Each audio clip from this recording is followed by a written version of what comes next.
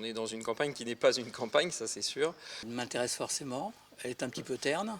On passe son temps à taper sur l'autre au lieu d'avoir des grandes idées.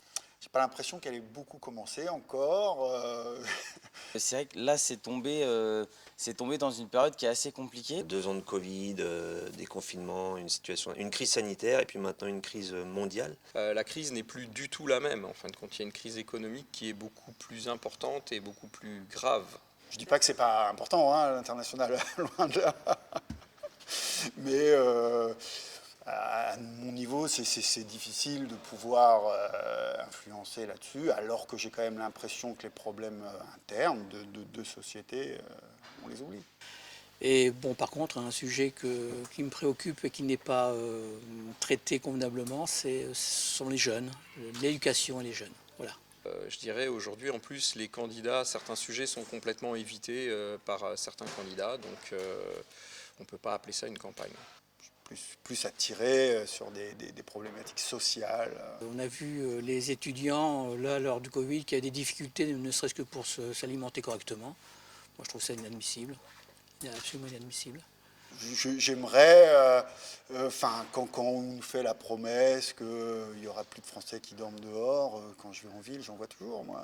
Nos préoccupations en tant que chef d'entreprise, c'est le maintien d'une activité, c'est de pouvoir continuer à travailler. On a été hyper soutenus pendant ces 2 dernières années. C'est vrai que là, la crise est complètement différente et c'est beaucoup plus difficile de soutenir les sociétés alors que les problèmes sont à l'échelon, je dirais, quelque part européen et même à l'échelon mondial. Ma fille est encore étudiante, elle a des amis qui ont eu énormément de difficultés, ne serait-ce qu'à se nourrir, parce qu'à l'époque du Covid, ils ne trouvaient pas de boulot. Il y avait une reprise qui se dessinait avant la crise ukrainienne, il y avait un vrai rebond de la part à la fois de la part des investisseurs et il y avait une vraie confiance aussi de la part de certains clients, mais tout a été stoppé instantanément.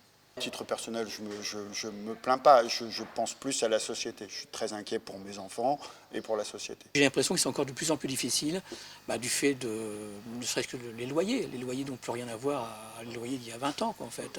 Je dirais sans industrie, sans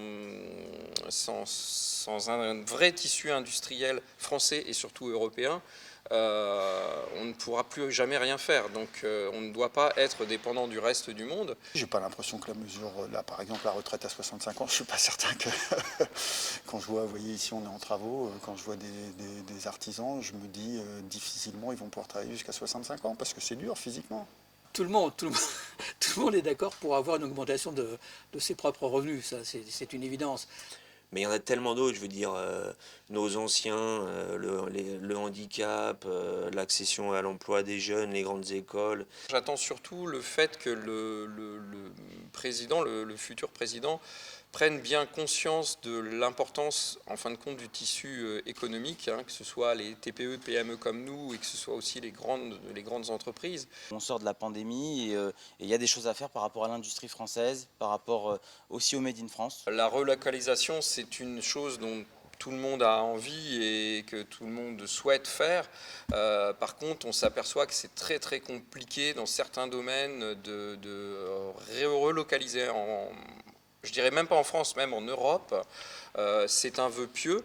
Il y a certains pays comme l'Allemagne qui sont en train d'investir considérablement pour relocaliser chez eux dans certaines technologies.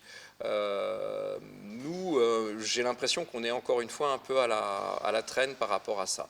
Je pense qu'il y a des produits vraiment au quotidien qui sont en France très intéressants, où on n'a pas besoin d'aller chercher ailleurs et on a encore beaucoup de savoir-faire. Et il faut pour ça qu'on ait un soutien et qu'on ait une vraie politique de mise en place à ce niveau-là. Donc je pense que le sujet est très très très très ardu pour les prétendants actuels. C'est vrai que je n'ai pas le focus sur les élections en ce moment. Ouais. Je me sens concerné, je suis papa d'un garçon qui va entrer en 3e et l'autre au collège l'année prochaine, donc je me sens pas du tout hors du truc. Non. Justement, c'est parce que je me sens bien dedans que je suis dépité de voir que ça avance vraiment pas à la même vitesse, quoi. Mais oui, je vais voter, mais c'est vrai que le contexte fait je le vois pas comme l'urgence, en fait, c'est vrai. Oui, je vais voter, oui. J'ai jamais raté une élection. Je vois tout le temps, bien sûr. Là, à 15 jours du scrutin, j'ai toujours pas trouvé mon candidat. Oui, j'ai fait un choix, oui, je sais pour qui je vais voter, oui. J'ai choisi un candidat, ouais. Par conviction, je sais pas. Il y a des politiques qui s'intéressent vraiment, qui ont vraiment, je pense, qui ont vraiment pris conscience de la crise et du problème actuel. Tout le monde en attend beaucoup, tout le monde en attend beaucoup et ils ont une grosse pression sur les épaules. Il faut être confiant dans l'avenir, il ne faut pas se refermer sur soi-même, ça c'est sûr, il faut rester ouvert au monde entier et il faut être confiant, par contre il faut être très très vigilant.